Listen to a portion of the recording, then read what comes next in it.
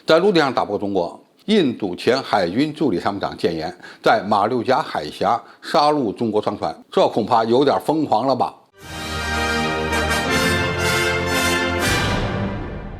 观众朋友、网友朋友，大家好，我是付天少。近日，印度前海军助理参谋长发表文章称，中国在喜马拉雅山与印度军队发生对抗时拥有地理优势。那么这个优势，他认为最终有可能被印度军队在印度洋的优势所抵消。梅农在文章中声称，印度海军完全可以在两国发生冲突之后进行外交警告和最后通牒，通过空中搜索对印度太平洋海域进行严密的监视，同时派出海军舰艇在尼科巴群岛隔离前往中国的邮轮和货船。他认为，印度在马六甲海峡拥有绝对的信息优势，可以在海峡上建立一个杀戮区，阻止任何前来护航的中国海军舰队。他认为最合理的伏击地点是尼科巴群岛，中国派出救援的舰队数量越多，损失就会越惨重，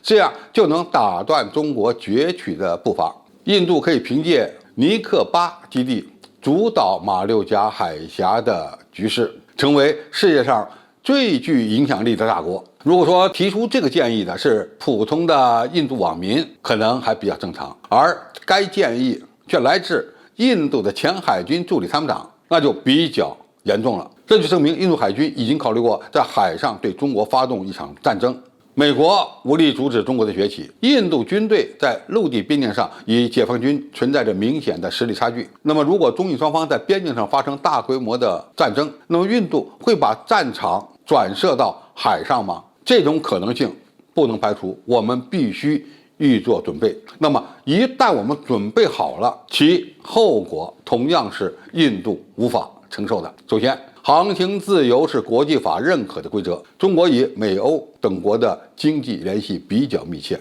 印度海军在马六甲海峡围困前往中国的商船，必将激起全球的公愤。从军事战略的角度看，印度海军前助理参谋长的观点是站在印度军方的立场上的。他错就错在这并非只是战争，而是关系到全球的供应链。一旦中国向欧美出口的通道被阻断，中国虽然短期内会受到经济上的损失，而欧美在老百姓的日子也不会好过。到那个时候，印度政府就会变成人类的公敌，其后果它是难以承受的。其次，印度海军目前没有实力封锁马六甲海峡。他忘了，中国已经拥有包括航空母舰在内的具备远洋作战能力的海上力量，而这支强大的海上力量不是印度海军目前能够对抗的。如果印度军队在20年前说这样的话，他要封锁马六甲海峡来对付中国的商船，或许我们还没有太多的好办法来应对。但是现在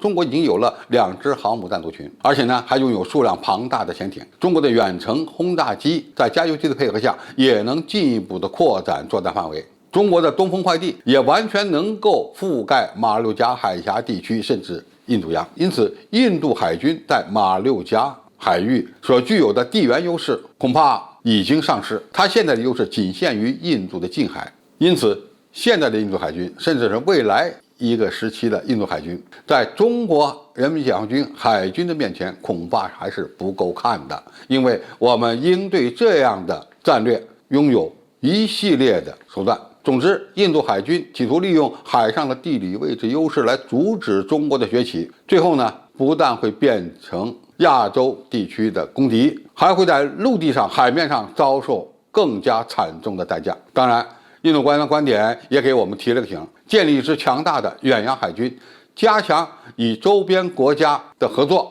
已经成为保障中华民族崛起的关键。好，今天的评述就到这里，谢谢大家收看，我们下期再见。